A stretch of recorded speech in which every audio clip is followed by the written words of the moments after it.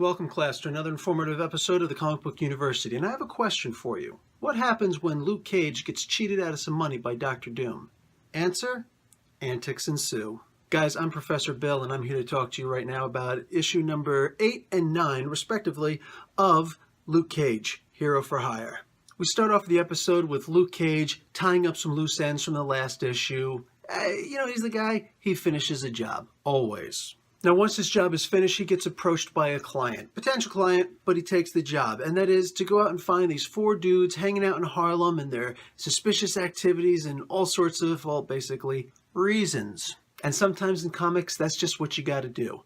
They're just reasons. Accept it. Plausible deniability. It's better that way. So he takes the contract, which is for $200. This is the early 70s. It's a good deal. So he goes, he finds these guys, gets into a scuffle with them, actually winds up killing one of them. Fear not, Luke Cage is not a murderer. It was actually a robot. Yeah, a robot. So the other 3 are like, oh my god, Fred's dead. His name wasn't Fred. And they go scurrying away. Luke, in the meantime, could hunt them down, but he's hurt, not feeling so great. And more than that, more than just regular healing time, he needs answers. So he goes and uses his typical skills of finding people. That's how he found these guys. And he goes and he finds his client.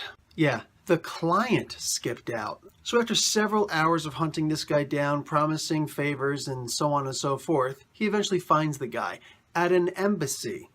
Luke Cage, he just walks right in. Goes in, actually finds the guy, some high-ranking military official for this other country, goes after the guy. All sorts of trouble's about to start. Luke's about to lay some serious whooping, and all of a sudden, Dr. Doom shows up. All hail Doom! Okay, that may have been a little corny, but come on, you smiled a little.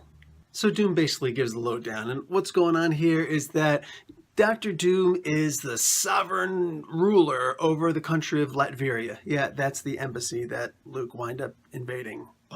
And Doom explains that Latveria is a, fairly small country, and it happens to be smack dab in the middle of Eastern Europe. And when push comes to shove, there are no black people there. Nope, none of his subjects are black. They're all white, just white. And yeah, it makes it really hard to go and infiltrate a place like Harlem with his people because they're going to stick out like a sore thumb. Accents and the silly clothes that they wear, and they're very, very white. And these rogue robots, who are actually out to kill humanity, by the way, they have taken on,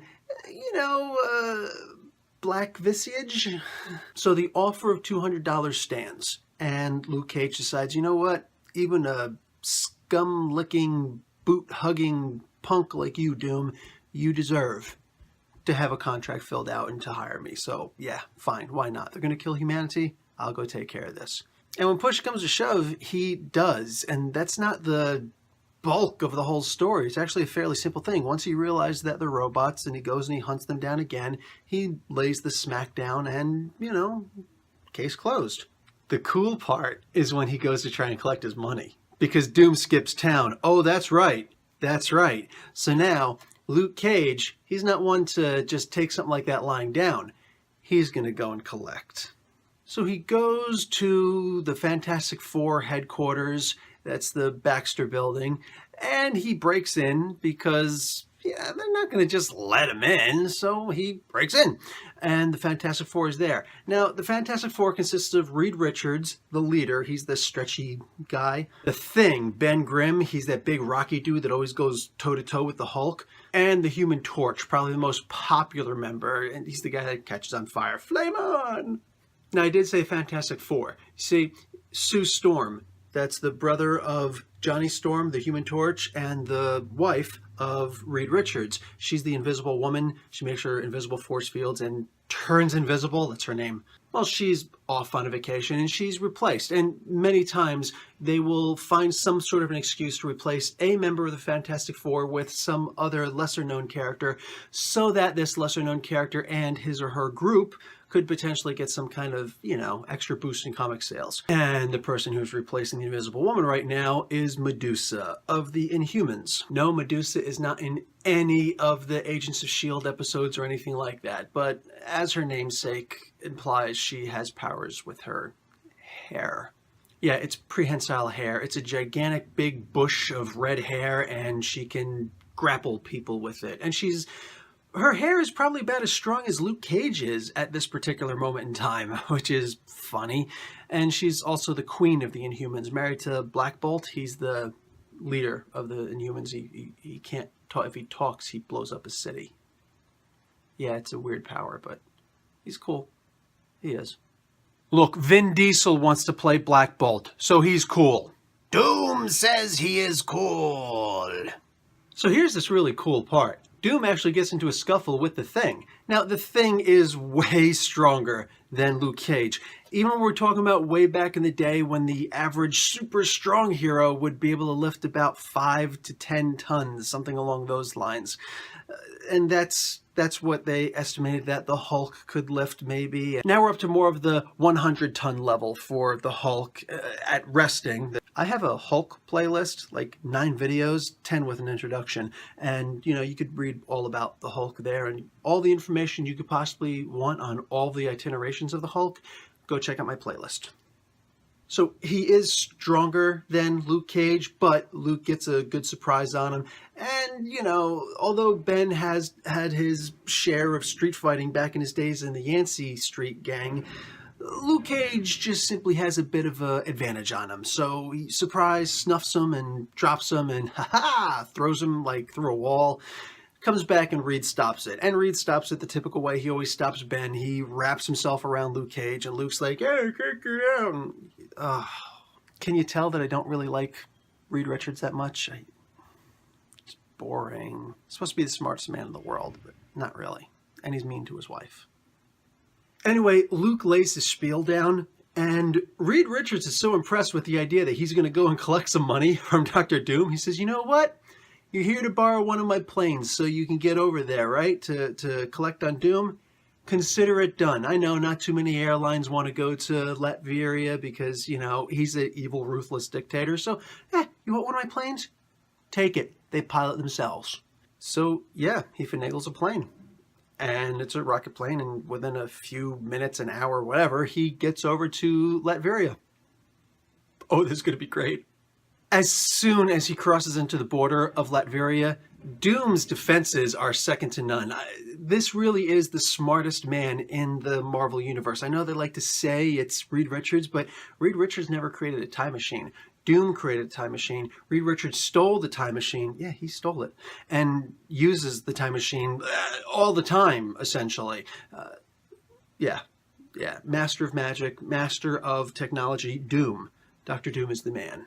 You expected another Doom cameo, didn't you? So Doom thinks right away this must be the Fantastic Four because it's one of their planes. He's identified their technology and all that stuff. So he shoots them out of the air, brings them down with the tractor beam. But surprise, what comes out is Luke Cage. And he's fighting mad and he starts beating through all these guys. But he's not as invulnerable as he is today. There were, this was back in the day. And mind you, these are comic book writers. And they are intelligent. They're very intelligent, right? Scientific fields and all that stuff. They've got a good set of knowledge. They read up current affairs, things like that. But when push comes to shove, they're really not scientists. So they were under the impression, as so many of us were way back in the day. I wasn't born back then, but I assume I would have been under that impression. That lasers are like the penultimate version of the doomsday weapon. They can cut through anything. So these guys are using lasers and, Luke Cage is like, oh no, lasers might be able to cut my skin. So he runs away.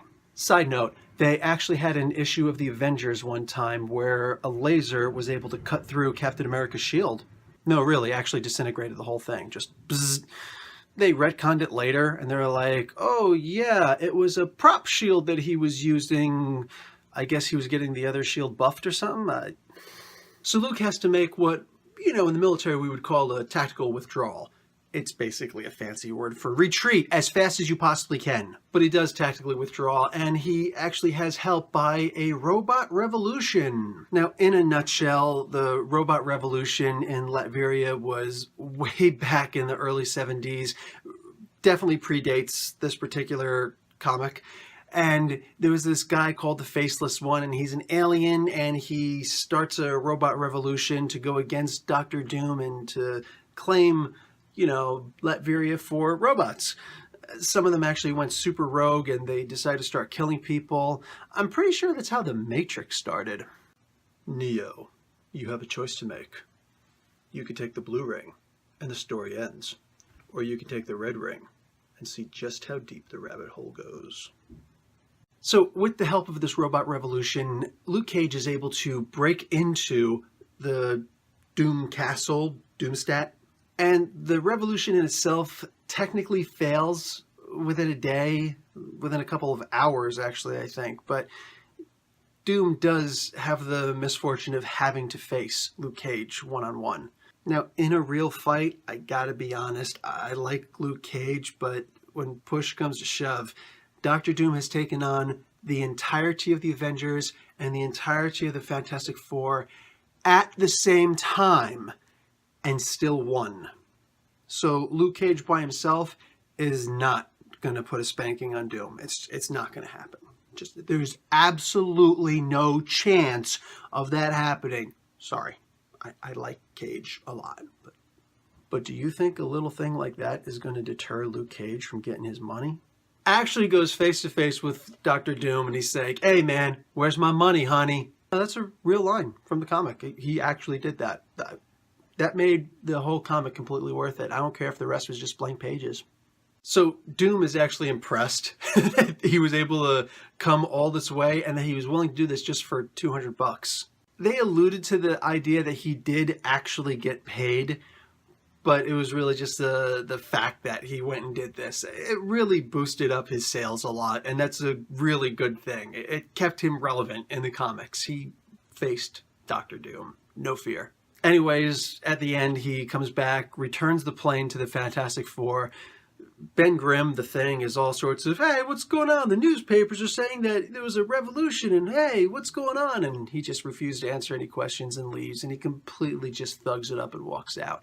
And that's the end of the comic. It was a really good 2 issues of this comic. Again, that's Luke Cage, Hero for Hire, issue number 8 and 9. Guys, if you ever get a chance to pick up these issues or check them out through the Marvel Universe app, I would recommend it. That's just me. And that concludes this episode of the Comic Book University. Guys, class dismissed.